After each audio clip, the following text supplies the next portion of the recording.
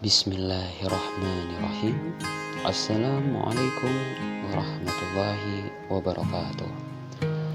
Rabbi shrah li sadri wa yassir li amri wahlul 'uqdatam min lisani yafqahu qawli. Pada kesempatan kali ini, kami dari kelompok 9 akan mempresentasikan tentang upaya pelestarian lingkungan. Sebelumnya, puji syukur atas kehadirat Ilahi Rabbi, yang mana berkat rahmat serta hidayahnya lah kami dapat mempresentasikan upaya pelestarian lingkungan ini dalam keadaan sehat walafiat tanpa kurang suatu apapun. Tidak lupa, salawat serta salam senantiasa kita sanjungkan kepada Nabi Yana Muhammad SAW, karena berkat beliau yang telah membawa kita dari zaman jahiliyah menuju zaman Islamiyah seperti saat ini. Baiklah, izinkan kami dari kelompok 9 untuk memperkenalkan diri, yaitu ada saya sendiri sebagai moderator, Reza Wirangga, dan dua teman saya, ada Andes Fadewi dan Raini Yunitasari, yang mana pada kesempatan kali ini kami akan menyampaikan materi tentang upaya pelestarian lingkungan. Baiklah, kepada pemateri pertama, yaitu rekan saya Raini Yunitasari, yang akan membawakan materi pertama. Kepadanya saya persilakan. Baiklah, saya akan menjelaskan bagian yang pertama, yaitu permasalahan yang muncul agar dilakukan pelestarian lingkungan. Poin-poinnya ada pencemaran udara, membuang sampah, penghijauan, dan kota layak huni. Poin yang pertama yaitu pencemaran udara. Pembuangan gas CO di jalan raya pada jam sibuk berkisar antara 25 sampai 125 magnesium per meter kubik. Bahkan pada daerah yang termasuk tinggi pencemaran udaranya, kadar gas CO yang dibuang mencapai 50 magnesium per meter kubik rata-ratanya. Kualitas udara yang rendah ini banyak memapar orang-orang yang sering berada di jalan raya seperti polisi, tukang parkir, pedagang kaki lima, atau bahkan orang-orang yang berada di dalam kendaraan yang tidak menggunakan mesin pendingin dengan berbagai alasan. Yang kedua ada membuang sampah. Sikap penduduk terhadap membuang sampah yang benar adalah positif. Namun demikian, perilaku mereka tetap membuang sampah tidak pada tempatnya. Kondisi tersebut membuktikan bahwa sikap yang positif terhadap sesuatu belum tentu membuat tingkah lakunya pun positif atau linier. Hal ini menunjukkan ada variabel lain yang mempengaruhi terjadinya suatu perilaku. Dengan kata lain, sikap bukanlah satu-satunya variabel yang mempengaruhi kecenderungan untuk berperilaku tertentu. Yang ketiga ada penghijauan. Penanaman dan pemeliharaan pohon dapat dilakukan di pekarangan rumah, komplek perumahan, taman, jalan, dan lingkungan lainnya. Beberapa manfaat yang dapat diperoleh adalah sebagai berikut: menghasilkan oksigen, menyerap karbon dioksida, menyerap panas, menyaring debu, meredam kebisingan, menjaga kestabilan tanah, habit bagi fauna, mengikat air di pori tanah dengan mekanisme kapilaritas dan tegangan permukaan sehingga bermanfaat untuk menyimpan air pada musim hujan dan memberikan air pada musim kemarau. Yang terakhir yaitu kota layak huni. Kota layak huni atau The Livable City merupakan gambaran sebuah lingkungan dan suasana kota yang nyaman sebagai tempat tinggal dan sebagai tempat untuk beraktivitas yang dilihat dari berbagai variabel baik fisik maupun non-fisik. Kota yang layak huni menjadi tantangan bagi pemerintah, masyarakat, dan pihak swasta untuk menciptakan kota yang layak huni. Terima kasih kepada Saudari Raini Yunitasari atas pemaparan materinya. Untuk materi selanjutnya akan dibawakan oleh rekan saya, Saudari Andes Fadewi. Kepadanya waktu dan tempat saya persilakan. Selanjutnya, saya akan menjelaskan mengenai aspek psikologis dalam pelestarian lingkungan. Ada beberapa aspek psikologis dalam pelestarian lingkungan, yaitu pengetahuan lingkungan, nilai dan norma sosial yang terkait dengan lingkungan, motivasi tentang lingkungan, sikap terhadap lingkungan, tanggung jawab personal terhadap lingkungan, kemampuan atau ability mengolah bahan untuk pelestarian lingkungan, kesadaran tentang lingkungan, kompetensi tentang lingkungan, regulasi diri, lingkungan sosial, dan yang terakhir kontrol tingkah laku. Pengetahuan lingkungan. Lingkungan akan menjadi masalah bagi manusia apabila manusia tersebut mulai merasakan adanya masalah dengan lingkungannya. Agar manusia dapat memikirkan lingkungan dalam jangka panjang, maka sudah barang tentu dia harus memiliki pengetahuan tentang lingkungan. Manusia harus dapat berinteraksi dengan lingkungan secara beradab. Hal ini harus dapat dilakukan oleh manusia seperti layaknya berhubungan dengan manusia yang lain, sehingga ia harus dapat memperlakukan lingkungan fisik, alam, dan buatannya adalah sama. Masyarakat dalam pengetahuannya akan menyadari bahwa lingkungan yang ada perlu dilestarikan.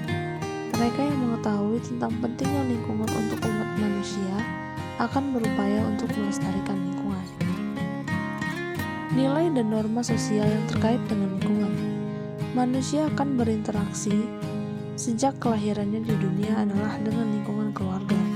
Apabila tingkah laku masyarakat yang tampak saat ini adalah tidak peduli dengan orang lain, maka perlu dipertanyakan bagaimanakah penanaman nilai di keluarga dan saksi sosial yang ada di masyarakat. Tidak pedulinya anggota masyarakat terhadap pelestarian lingkungan sangat terkait dengan proses penanaman nilai dan pembentukan norma sosial di masyarakat. Dengan perkataan lain, kekeliruan yang terjadi dalam masyarakat dalam masalah tingkah laku pelestarian lingkungan berada di pihak masyarakat dan keluarga. Asumsi yang dapat muncul adalah proses penanaman nilai tentang lingkungan di keluarga kurang berhasil atau malah tidak dilakukan sama sekali. Demikian pula halnya dengan tidak dijadikannya nilai-nilai yang terkait dengan masalah lingkungan sebagai norma sosial, maka banyak keluarga yang kurang menanamkan nilai tentang keluarga. Selanjutnya, motivasi tentang lingkungan. Tingkah laku pelestarian lingkungan tidak terwujud dengan baik di masyarakat karena ada beberapa kemungkinan, yaitu antara lain: A. Masyarakat tidak memiliki pengetahuan tentang pelestarian lingkungan pada dirinya, sehingga stimulus atau rangsangan dari lingkungan tidak menimbulkan kebutuhan untuk melestarikan lingkungan. B. Masyarakat di sekolah mendapatkan pengetahuan tentang pelestarian lingkungan, tetapi ketika melihat hutan, yang terjadi adalah kebutuhan menebang kayunya untuk menebang pohon untuk diambil kayunya. C. Seseorang tidak ditanam nilai-nilai tentang pelestarian lingkungan di keluarganya. Orang tua tidak menanamkan nilai-nilai tentang pentingnya membuang sampah di tempatnya. Dengan demikian, orang tersebut tidak memiliki pedoman tingkah laku kebersihan dan membuang sampah pada tempatnya. Sikap terhadap lingkungan. Sikap adalah kecenderungan manusia untuk bertingkah laku terhadap suatu objek. Sikap akan selalu diperhadapkan dengan objek. Objek dalam hal ini adalah pelestarian lingkungan. Sikap seseorang terhadap upaya pelestarian lingkungan sudah barang tentu harus dilengkapi dengan pengetahuannya tentang pelestarian lingkungan. Seseorang apabila akan melakukan evaluasi tentang pelestarian lingkungan harus memiliki pengetahuan tentang pelestarian, sehingga ia dapat mengatakan baik atau buruk. Tanggung jawab personal terhadap lingkungan. Tanggung jawab personal merupakan bentuk dinamika dalam diri yang lebih lanjut, sehingga di dalam diri seseorang muncul rasa bahwa objek tersebut merupakan tanggung jawab dirinya pula. Rasa tanggung jawab terhadap upaya pelestarian muncul karena dalam dirinya telah terbentuk nilai-nilai bahwa lingkungan perlu dilestarikan. Aspek tanggung jawab personal akan lebih memperkuat untuk terjadinya tingkah laku daripada sekadar sikap yang setuju terhadap upaya pelestarian lingkungan. Kemampuan atau ability mengolah bahan untuk pelestarian lingkungan. Kemampuan dalam hal ini merupakan potensi yang dimiliki seseorang dalam berbuat sesuatu. Hal ini berarti bahwa seseorang yang memiliki kemampuan tersebut dapat dikarenakan ia memang memiliki bakat untuk melakukan tindakan tersebut, atau ia memiliki keterampilan yang telah dipelajarinya. Seseorang yang memiliki kemampuan mampu mengolah pupuk organik atau daur ulang.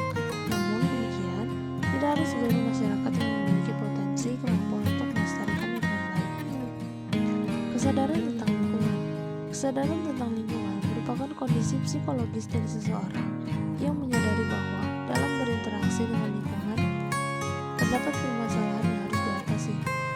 Kesadaran akan tingkah laku tidak akan terjadi apabila tidak adanya nilai-nilai peduli pada lingkungan dalam dirinya yang dapat membangkitkan kesadaran seseorang dalam lingkungannya. Nilai-nilai tersebut akan menyadarkan seseorang mengenai permasalahan yang ada di lingkungannya. Nilai-nilai yang sudah diyakininya akan meningkatkan kesadaran seseorang terhadap lingkungan. Kompetensi tentang lingkungan. Kompetensi merupakan perpaduan antara pengetahuan, keterampilan, dan sikap terhadap lingkungan. Seseorang yang mempunyai kompetensi lingkungan yang baik, maka ia akan lebih baik dalam menangani masalah lingkungan. Tapi, apabila masalah lingkungan ditangani oleh orang yang tidak berkompeten, maka kondisi lingkungan tersebut akan menurun. Oleh karena itu, penanganan pelestarian lingkungan memerlukan orang yang lebih berkompetensi tentang lingkungan. Orang yang memiliki kompetensi baik pada umumnya akan disertai oleh nilai-nilai yang dimilikinya baik pula. Dengan demikian, penanganan pelestarian lingkungan memerlukan orang yang berkompeten. Regulasi diri. Regulasi diri pada umumnya merupakan upaya mengatur dirinya dalam menghadapi situasi lingkungannya. Regulasi diri dalam upaya pelestarian lingkungan sangatlah penting. Pengaturan tingkah laku karena adanya kebutuhan, pemikiran, dan perasaan yang muncul untuk memutuskan apakah yang akan dilakukan untuk pelestarian lingkungan. Dengan demikian, melalui proses regulasi diri atau pengaturan diri tersebut, seseorang dapat memilih tindakan-tindakan yang akan diambil berdasarkan proses internal atau dalam dirinya. Selanjutnya, dukungan sosial. Dukungan sosial merupakan dukungan yang diberikan oleh lingkungan sosial. Adanya dukungan tersebut akan memperkuat tingkah laku upaya pelestarian lingkungan. Dukungan sosial tersebut akan lebih memperkuat keyakinan diri seseorang dalam bertingkah laku. Walaupun tingkah laku pelestarian lingkungan dapat saja muncul tanpa adanya suatu dukungan sosial pada dirinya. Tanpa adanya dukungan sosial, orang tersebut akan merasa bekerja sendiri dan akan menemukan berbagai hambatan yang mungkin tidak perlu terjadi apabila dukungan sosial terhadap tingkah laku pelestarian lingkungan diperolehnya. Yang terakhir, kontrol tingkah laku.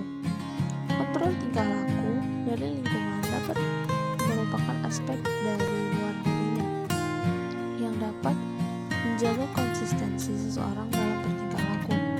Upaya pelestarian lingkungan merupakan proses yang membutuhkan waktu yang tidak sebentar, sehingga perlu adanya konsistensi dalam bertingkah laku melestarikan lingkungan. Untuk menjaga konsistensi tingkah laku lingkungan tersebut, diperlukan kendali dari luar dirinya, yang merupakan kontrol tingkah laku yang aktual. Lingkungan dapat memberikan penghargaan dan sanksi terhadap tingkah laku yang bertentangan dengan upaya pelestarian lingkungan. Kontrol tingkah laku tersebut dapat berupa aturan-aturan yang dibuat oleh pemerintah, sehingga dalam peraturan tersebut tertera pula sanksi yang akan diberikan apabila terjadi pelanggaran. Sekian materi dari saya kembalikan kepada moderator. Terima kasih kepada Saudari Andes Padewi atas pemaparan materinya. Untuk materi selanjutnya akan dibawakan oleh saya sendiri, yaitu tentang penerapan psikologi dalam pelestarian lingkungan. Adapun materi yang akan saya bawakan adalah pendidikan lingkungan di keluarga, pendidikan lingkungan di sekolah, dan promosi lingkungan. Yang pertama adalah pendidikan lingkungan di keluarga. Lingkungan keluarga merupakan lingkungan pendidikan yang pertama, karena dalam lingkungan inilah anak pertama-tama mendapatkan bimbingan. Juga dikatakan lingkungan yang utama karena sebagian besar dari kehidupan anak adalah di dalam keluarga, sehingga pendidikan yang paling banyak diterima oleh anak adalah dalam keluarga. Tugas utama dari keluarga bagi pendidikan akhlak dan pandangan hidup, keagamaan, sifat dan tabiat, bahkan pendidikan terhadap lingkungan yang dapat didapat anak sebagian besar diambil dari kedua orang tuanya dan dari anggota keluarga yang lain. Untuk selanjutnya adalah pendidikan lingkungan di sekolah. Pendidikan lingkungan di sekolah adalah dengan mengajarkan tentang peduli lingkungan, terutama di lingkungan sekolah, dengan mengedukasi serta mengajarkan betapa pentingnya untuk menjaga lingkungan. Hal itu didukung dengan program-program yang bertujuan untuk menjaga lingkungan, misalnya seperti program Adiwiyata.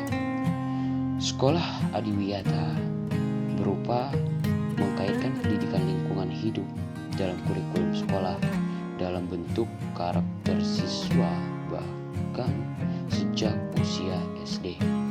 Siswa dilatih peduli terhadap lingkungan sekitar melalui sikap dan tindakan nyata mereka. Dengan demikian, kerusakan alam yang terjadi dapat diminimalisir. Peduli lingkungan menjadi salah satu karakter yang dikembangkan di sekolah sesuai dengan kebijakan Kemendiknas. Sementara itu, dalam pembiasaan, peduli lingkungan dapat dibentuk melalui penguatan karakter yang melibatkan tripusat pendidikan, yaitu berbasis kelas, berbasis budaya sekolah, dan berbasis masyarakat. Promosi lingkungan. Semua manusia harus ikut serta dalam upaya melestarikan lingkungan, karena lingkungan adalah tempat di mana kita hidup. Dengan melestarikan lingkungan, berarti kita telah menyelamatkan beribu bahkan berjuta nyawa. Karena banyak nyawa yang melayang itu banyak disebabkan adanya kerusakan lingkungan. Upaya pemerintah untuk mengatasi kerusakan lingkungan yaitu dengan menyusun, menerbitkan, dan memberlakukan peraturan pemerintah dan undang-undang yang berkaitan dengan lingkungan, bentuk badan pengadilan lingkungan, serta mencanangkan gerakan menanam 1 juta pohon, dan mempromosikan pentingnya menjaga lingkungan yaitu dengan mengenalkan dan menjelaskan pemahaman tentang lingkungan melalui promosi dengan sosialisasi melalui media sosial, Facebook, blog, serta Twitter dan lainnya. Masih banyak lagi manfaat menjaga kebersihan lingkungan. Karena itu, kita harus menyadari akan pentingnya kebersihan lingkungan mulai dari rumah kita sendiri. Misalnya rajin menyapu halaman rumah, rajin membersihkan selokan rumah kita, membuang sampah pada tempatnya, dan kita juga harus bisa melestarikan pepohonan yang ada di lingkungan sekitar dan menjaga agar tidak rusak oleh orang lain. Baik, begitulah pemaparan materi dari kami kelompok 9. Bila ada salah kata dan mohon maaf, kami menyadari bahwa terdapat banyak kekurangan-kekurangan dalam pemaparan materi kami pada kali ini. Itu real dari kami. Untuk itu kami mohon maaf. Terima kasih telah menyaksikan video kami dan mendengarkan apa yang telah kami sampaikan. Semoga apa yang kami sampaikan dapat bermanfaat bagi kita semua. Akhir kata, untuk menutup presentasi kami pada video kali ini, saya ucapkan terima kasih. Wassalamualaikum warahmatullahi wabarakatuh.